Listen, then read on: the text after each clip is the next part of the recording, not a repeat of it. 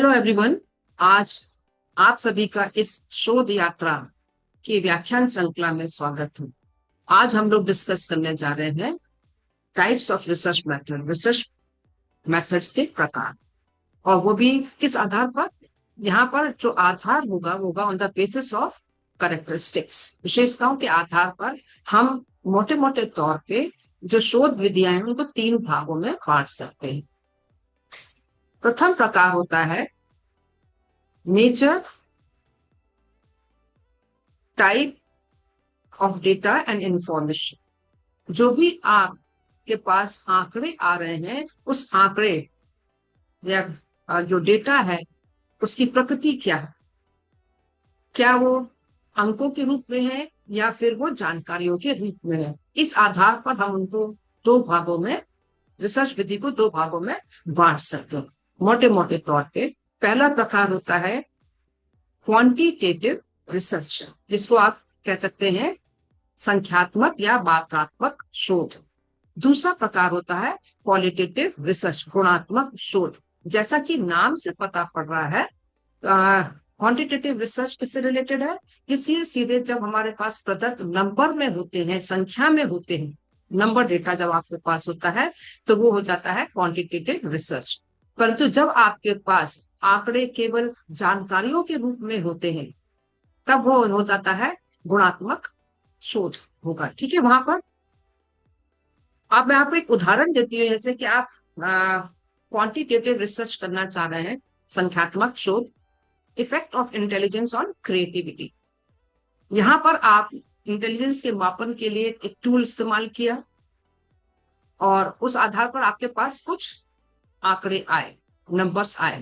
ठीक है ना? और उन नंबर के आधार पे आपने जितने भी, वो विद्यार्थी का कोई भी समूह हो सकता है, आपका मिडिल ग्रुप का समूह हो सकता है या हायर एजुकेशन ग्रुप का समूह हो सकता है, और उस ग्रुप को आपने, जो आपके पास बुद्धि लब्धि के आंकड़े आए हैं, प्रदत्त आए हैं, डेटा आए हैं, उन आधार पे आप उनको तीन भागों में आपने बांटा।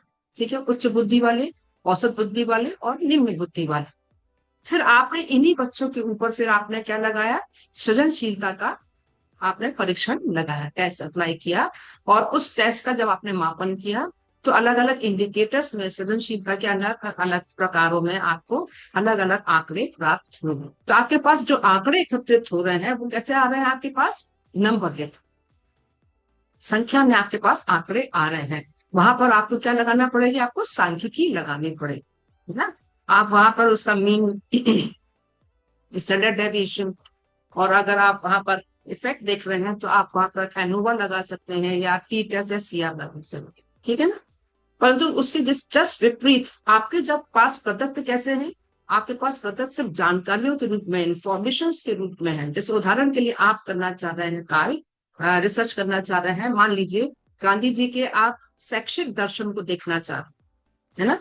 गांधी जी का जो फिलोसफी ऑफ एजुकेशन है, उनके व्यूज है, आज की वर्तमान परिप्रेक्ष्य में शिक्षा में उसका क्या महत्व है, ये देखना चाह रहे हैं अगर आप, तो ये कैसा शोध हो गया आपका? ये शोध आपका हो गया गुणात्मक शोध। और इस शोध में आप केवल जानकारियां एकत्रित कर रहे हैं। कई बार क्या होता है कि जो शोधार्थी होता है, वो शोधार्थी इन जानकारियों को वो संख्या में परिवर्तित करता है। जब संख्या में परिवर्तित करते हैं, दैट मीन्स क्वांटिफिकेशन कर रहा है। तो आपने जब जब हम क्वांटिफिकेशन करते हैं, जब गुणात्मक को हम मात्रा में बदलते हैं, तो यहाँ पर हमारा बहुत सारा जो प्रदत्त होता है, आंकड़े होते हैं, वो हमारे फिल्टर हो जाते हैं ना, छूट जाते हैं, लॉस ऑफ डेटा हो। तो आपने यहाँ पर जो प्रदत्त है उनकी प्रकृति के आधार पर हम शोध विधियों को दो भागों में बांट सकते हैं। एक हो गया आपका मात्रात्मक और दूसरा हो गया गुणात्मक शोध। ठीक है, अब इसके बाद अगर हम दूसरा प्रकार देखें, इस प्रकार में अगर देखें तो इसमें क्या देख रहे हैं, कौन सी विशेषता देख रहे हैं? इसमें शोध की विशेषता देख रहे हैं हम, कौन सी विधि हम इस्तेमाल कर रहे हैं, कौन सी प्रक्रिया को हम फॉलो कर रहे हैं, या हम मोटे मोटे सीधे सीधे डायरेक्टली बोल सकते हैं कि हम यहाँ पर हमारे स्टेप्स क्या है, शोध के स्टेप्स क्या है। उस शोध के स्टेप्स के आधार पर हम इन विधियों को बांट सकते हैं। तो यहाँ पर जो भी विधि इस्तेमाल कर रहे हैं उस आधार पर अगर देखें तो इसमें जो रिसर्चर होता है, शोधकर्ता होता है, वो किसी ना किसी विधि को, किसी भी प्रोसीजर को, टेक्निक को, जो भी समस्या है उस समस्या का समाधान प्राप्त करने के लिए प्रयोग करता है। और साथ ही साथ इस चीज को हम अभी आगे समझेंगे कि यहाँ पर जो संख्यात्मकता बोले, यहाँ पर क्वांटिटेटिव बेस जो है वो क्या होती है, हमेशा अ, आपके नीचे से ग्रेजुअली कम होती है फिलोसॉफिकल रिसर्च की तरफ, और फिलोसॉफिकल रिसर्च से जो गुणात्मकता है वो कम होती है नीचे की तरफ। चलिए आइए देखते हैं कि इसमें कितने प्रकार की विधियां होती है।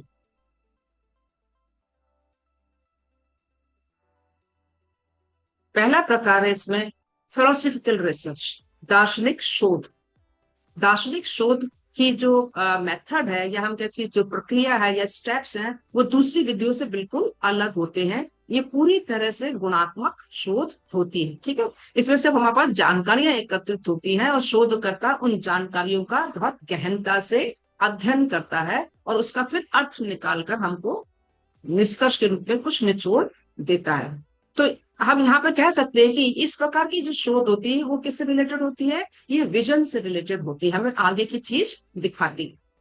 दूसरा प्रकार होता है ऐतिहासिक शोध, हिस्टोरिकल रिसर्च। हिस्टोरिकल रिसर्च हो गया आपके ऐतिहासिक, इसमें भी आपका कैसा है, अधिकतर गुणात्मक ही शोध होता है। ये इसमें गुणात्मक ही आपके पास जानकारियां इकट्ठी होती हैं, और इन जानकारियों के आधार पर आपने जो पूर्व में, जो पास्ट में जो चीजें हो चुकी है उनसे रिलेटेड आप चीजों को इकट्ठा करते हैं और उनके ऊपर रिसर्च करते हैं। तो ये हिस्टोरिकल रिसर्च भी कैसी है, इसमें मैक्सिमम गुणात्मक शोध आ जाता है, और ये रिलेटेड होती है पास्ट से, भूतकाल से, भूत से संबंधित होती है, जो चीज बीत चुकी है, जो चीज हो चुकी है उससे संबंधित होती है। तीसरा प्रकार होता है सर्वेक्षण शोध, सर्वे रिसर्च। सर्वे रिसर्च वर्तमान में आप जो भी कार्य कर रहे हैं, जैसे मैंने अभी आपको उदाहरण दिया था कि आप बुद्धि का प्रभाव देख रहे हैं सृजनशीलता के ऊपर, ठीक है ना। तो ये किस प्रकार का शोध है, सर्वेक्षण आप कर रहे हैं सीधे सीधे। हमने हाई स्कूल के बच्चे या मिडिल स्कूल के बच्चों को लिया और एक जिस जगह को फिक्स किया, उस जगह के बच्चों को आपने उनके ऊपर इंटेलिजेंस टेस्ट लगाया और उनको इंटेलिजेंस क्वेश्चन के आधार पर आपने उनको समूहों में बांटा, हाई, एवरेज और लो में, और फिर उसके उन पर आपने सृजनशीलता या क्रिएटिविटी का टेस्ट अप्लाई किया। ठीक है ना। तो ये क्या है, सिर्फ सिंपल आप सर्वे मेथड कर रहे हैं ना, सर्वेक्षण कर रहे हैं और रिसर्च कर रहे हैं, और ये संबंधित होती है हमारे वर्तमान से, प्रेजेंट से। तीसरा प्रकार होता है प्रयोगात्मक शोध। प्रयोगात्मक शोध जहां पर कि जो शोधकर्ता होता है किसी भी चीज का अगर इफेक्ट वो देख रहा है ना। जैसे उदाहरण के लिए मान लीजिए, अगर आप किसी टीचिंग मॉडल्स का, जैसे फॉर एग्जाम्पल मैं उदाहरण आपको दूं, जैसे मैं काम करना चाहती हूँ कंसेप्ट अटेनमेंट मॉडल का, मैं इफेक्ट देखना चाह रही हूँ कि गणित की अंडरस्टैंडिंग बच्चों की कितनी अच्छे से विकसित हो रही है ना, या गणित संबंधी जितनी भी समस्याएं आती है उन समस्याओं को सुलझाने में कंसेप्ट अटेनमेंट मॉडल कितना सक्सेसफुल है। तो इस स्थिति में मुझे क्या करना होगा, मुझे यहाँ पर प्रयोग करना होगा। ठीक है ना। मेरे को जो समूह है, जैसे मान लीजिए मैं मिडिल स्कूल के बच्चों के ऊपर काम कर रही हूँ, और मैंने क्या किया है, उनका दो समूह में मेरे को उनको बांटना पड़ेगा। एक मेरे पास प्रयोगात्मक समूह होगा, एक नियंत्रित समूह होगा। और मैं जो प्रयोगात्मक समूह है उसको मुझे ट्रीटमेंट देना पड़ेगा, उपचार, है ना। उपचार कैसे, जैसे कि मैं जो एक कंटेंट है गणित का, उस कंटेंट को कंसेप्ट अटेनमेंट मॉडल से पढ़ाऊंगी। ठीक है। दूसरा समूह जो हो गया वो क्या हो गया, आपका नियंत्रित समूह है, कंट्रोल ग्रुप है, उसको मैं परंपरागत मेथड से पढ़ाऊंगी। ठीक है। और ट्रेडिशनल मेथड से, मतलब आप सिंपल जैसे आप पढ़ाते हैं गणित को उस मेथड से पढ़ा रहे हैं। फिर इसके ऊपर आपने जो अचीवमेंट टेस्ट है, जो डायग्नोस्टिक टेस्ट आपने बनाया हुआ है, उसको अप्लाई करके दिखा, प्री पोस्ट डिजाइन। तो ये कैसी विधि हो गई है, आपकी प्रयोगात्मक शोध हो गया। ठीक है। तो यहाँ पर आप प्रयोग कर रहे हैं, प्रयोग करने के बाद फिर फाइंडिंग निकाल के उस चीज को प्रूव कर रहे हैं कि कंसेप्ट अटेनमेंट मॉडल कितना गणित की समस्या को समझाने में या बच्चों की समझ को विकसित करने में सक्षम होता है। तो ये जो शोध है ये सीधा सीधा होता है हमारे भविष्य से संबंधित, फ्यूचर से रिलेटेड होता है, जो कि हमारा तय करता है कि अगर आप इस चीज को ऐसा यूज करेंगे तो इसका प्रभाव ये होगा। ठीक, समझ में आ रही बात यहाँ पर। अब इसके बाद अगला जो पांचवा प्रकार है विधियों के आधार पर रिसर्च का, वो है केस स्टडी। केस स्टडी जो शब्द है ये एक शब्द जो है मेडिकल टर्मिनोलॉजी से, मेडिकल लाइन में इसको बहुत ज्यादा यूज किया जाता है। सामान्यतः आपने देखा होगा कि जो डॉक्टर्स हैं वो अपने पेशेंट का एक केस स्टडी तैयार करते हैं, और स्पेशली होम्योपैथी डॉक्टर्स जो होते हैं वो, और या आयुर्वेदिक डॉक्टर्स भी केस तैयार करते हैं पूरा, और उस केस में पूरी डिटेलिंग होती है ना। एजुकेशन में भी केस स्टडी को यूज किया जाता है, जो कि हमारे पास कुछ एक्सेप्शनल चिल्ड्रन होते हैं या कुछ प्रॉब्लम प्रॉब्लम जहाँ पर क्रिएट होती है, उस प्रॉब्लम को फाइंड आउट करने के लिए what is the root cause, उसको प्राप्त करने के लिए करते हैं केस स्टडी करते हैं, और उसकी डेप्थ में जाके एनालिसिस करते हैं। तो ये स्टडी कैसी होती है, ये स्टडी सीज में बहुत पिक्यूलियर टाइप की होती है, बिल्कुल स्पेशल टाइप की है, जो कि स्पेशल जिन बच्चों के साथ हमको कुछ प्रॉब्लम आ रही है, समस्यात्मक समस्या आ रही है, या हमारे बहुत ही एक्सेप्शनल चिल्ड्रन है, उनके ऊपर भी कई बार हम केस स्टडी करते हैं। तो ये सारी विधियां कौन सी हो गई आपकी, ये विधियां अभी अपन जो डिस्कस कर रहे थे, ये आपकी किस आधार पर है, विधि जब हम प्रोसीजर अलग अलग इस्तेमाल करते हैं तब। तीसरी मेथड है जिसको कि आप यूटिलिटी के आधार पर वर्गीकृत कर रहे हैं, भागों में, अलग अलग भागों में बांट रहे हैं कि उसकी उपयोगिता क्या है। जो भी हम शोध कर रहे हैं उस शोध की उपयोगिता के आधार पर हम लोग शोध विधियों को तीन भागों में मोटे मोटे तौर पे बांट सकते हैं। पहला प्रकार हो गया यहाँ पर बेसिक रिसर्च, और बेसिक रिसर्च, फंडामेंटल रिसर्च, या थ्योरेटिकल रिसर्च। तो ये रिसर्च जो होते हैं वो रिसर्च आपके किससे रिलेटेड होते हैं, ये जो कि साइंटिस्ट हैं, साइकोलॉजिस्ट हैं, मनोवैज्ञानिक हैं, वो जब कार्य करते हैं, उदाहरण के लिए जैसे फॉर एग्जांपल आपके सामने आपने पढ़ी है लर्निंग थ्योरीज पढ़ी है, या ग्रेविटेशनल लॉ पढ़ा है आपने, है ना, या आपने लॉज ऑफ लर्निंग लर्निंग पढ़े हैं, थॉर्नडाइक्स लॉ ऑफ लर्निंग। तो ये जो एक आपके सामने सिद्धांत मतलब थ्योरी, या आप कोई भी लॉ या प्रिंसिपल जो निकल के आ रहा है, वो किसका रिजल्ट होता है, वो बेसिक रिसर्च या फंडामेंटल रिसर्च के ही देन होता है। और ये जो होती है, ये जो आपके पास रिजल्ट आ रहे हैं वो कैसे होते हैं, वो यूनिवर्सली एक्सेप्टेड होते हैं, पूरे विश्व पे लागू होते हैं, न्यू थ्योरी। तो जैसे मैंने आपको बताया उदाहरण के लिए cognitive theory of Piaget's cognitive theory है ना, प्याजे की कॉग्निटिव थ्योरी, संज्ञानात्मक विकास को पढ़ रहे हैं, या आप ना यहाँ पे पावलोस थ्योरी देख रहे हैं, पावलोस लर्निंग थ्योरी, या कंडीशनिंग थ्योरी ऑफ स्किनर पढ़ रहे हैं, ये थ्योरी बन के आपके सामने है, प्रिंसिपल या थॉर्नडाइक्स लॉ आप देख रहे हैं। ये सब कैसे हैं, यूनिवर्सली एक्सेप्टेड है, जो किसके रिजल्ट है, हम बेसिक रिसर्च या फंडामेंटल रिसर्च की देन होते हैं। ठीक है। अब इसके बाद दूसरा प्रकार होता है कि जो भी हम जो रिसर्च ऑलरेडी हो चुके हैं, उन रिसर्च के आधार पर ही आप उसी रिसर्च को वर्तमान समय में, वर्तमान परिप्रेक्ष्य में हम उसकी उपयोगिता को फिर से देखना चाह रहे हैं कि मिडिल स्कूल के बच्चों के लिए वो कितनी यूजफुल है, या लोअर प्राइमरी स्कूल के बच्चों के लिए आप लर्निंग थ्योरी को देखना चाह रहे हैं, या कॉग्निटिव थ्योरी के ऊपर काम करना चाह रहे हैं। इस प्रकार की शोध कहलाते हैं अप्लाइड और एक्सपेरिमेंटल रिसर्च। ठीक है। तो यहाँ पर भी जो उनकी यूटिलिटी है, एप्लीकेशन एप्लीकेबिलिटी जो है, वो क्या होती है, नो डाउट यूजफुल होती है, परंतु अगर हम कंपेयर कर रहे हैं तो बेसिक रिसर्च और फंडामेंटल रिसर्च यूनिवर्सली एक्सेप्टेड है, ये हमारे उस एरिया के लिए, तो उस जगह के लिए, पूरे जगह के लिए एप्लीकेबल होती है। सो फॉर एग्जाम्पल फैन है, या टीवी है, मोबाइल है, आप इस चीज को अच्छे से देख सकते हैं कि जो फैन है, अगर एक फैन आपने इंडिया के लिए फैन बना है, उसकी जो एप्लीकेबिलिटी है या यूजेस है, वो इन कंपैरिजन टू कनाडा के सिचुएशन में देखेंगे आप, टोटली डिफरेंट है ना। इसी तरह से मोबाइल है या टीवी है, अलग अलग कंट्रीज में उनकी अलग अलग यूजेस हैं, तो वहां पर वो उसी तरह से उसमें चेंजेस करते हैं। तो दैट मीन ऑलरेडी वो डिस्कवर हो चुका है, बेसिक फंडामेंटल रिसर्च हो चुका, परंतु हमने उसको अपने अपने देश के अनुसार अकॉर्डिंगली, हमारे खुद की क्या रिक्वायरमेंट है, हमारी क्लाइमेटिक कंडीशंस क्या, उस आधार पर आपने उस चीज को किया, तो ये कहलाती है आपकी अप्लाइड रिसर्च ना।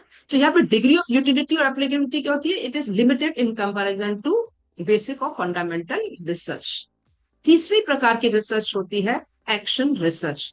एक्शन रिसर्च जिसको आप बोल सकते हैं कि आपने तत्काल उस शोध किया और तत्काल उसको उसी जिसके ऊपर हमने रिसर्च किया उन्हीं के ऊपर उस चीज को अप्लाई कर दिया। फॉर एग्जाम्पल आपके पास सामने एक प्रॉब्लम आती है, क्लास में पढ़ा रहे हैं आप, ठीक है, और क्लास में पढ़ाते समय आपको प्रॉब्लम आ रही है कि क्लासरूम में बच्चों को डिसिप्लिन प्रॉब्लम है, या आप ना उनको टीचिंग उनका अचीवमेंट में कुछ प्रॉब्लम आ रही है, तो आपने सब्जेक्ट में आप ये देखना चाहते हैं कि कौन सी टीचिंग मेथड ज्यादा यूजफुल होगी, तो आपने उस वहां पर रिसर्च किया, और उस रिसर्च का जो भी रिजल्ट आया आपने उसी क्लास के ऊपर, हाँ ये मेथड, इस मेथड से मैं ये सब्जेक्ट पढ़ूंगी तो ज्यादा मुझे बेनिफिट मिलेगा, आपने फिर उसको वहां अप्लाई किया। ये दूसरे ग्रुप पर अप्लाई, दूसरी क्लास के ऊपर भी अप्लाई नहीं हो सकता। तो एक्शन रिसर्च क्या है, वो वही का वही आप इसको लिखें। तो conclusion result apply on a small group. तो यहाँ पर आप देख रहे हैं तो डिग्री ऑफ यूटिलिटी है ग्रेजुअली क्या हो रही है, डिक्रीज हो रही है from fundamental research to action research. ठीक है, तो यहाँ अगर देखें जो भी हमने क्लासिफिकेशन वर्गीकरण पढ़ा इसका कि किस प्रकार से अपन जो रिसर्च मेथड है उनको पा सकते हैं, मोटे मोटे तौर पे देखें, तीन प्रकार के हो गए आपके। आप ना प्रदत्तों की प्रकृति के आधार पर बांट सकते हैं, प्रकृति के आधार पर जब बांटते हैं ये दो प्रकार का हो जाता है, क्वांटिटेटिव और क्वालिटेटिव रिसर्च। दूसरा प्रकार हो जाता है जिसमें कि आप जो प्रोसीजर हम फॉलो कर रहे हैं, जो स्टेप्स फॉलो कर रहे हैं, उस आधार पर आप उनको इन 5 प्रकार में बांट सकते हैं: philosophical research, historical research, survey research, experimental research and case study।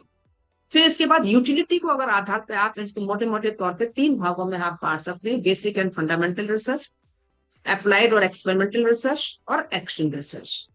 In research में इनकी यूटिलिटी अगर आप देखें तो ग्रेजुअली क्या होती है, फंडामेंटल रिसर्च की यूटिलिटी यूनिवर्सली एक्सेप्टेड होती है, बहुत हाई होती है। सेकंड, अप्लाइड रिसर्च जितनी भी होती है उनमें यूटिलिटी उनकी थोड़ी कम हुई, और एक्शन रिसर्च में जो भी हमारे रिजल्ट्स आते हैं वो रिजल्ट जिसके ऊपर हमने शोध किया है उन्हीं के ऊपर ही केवल वो अप्लाई होता है।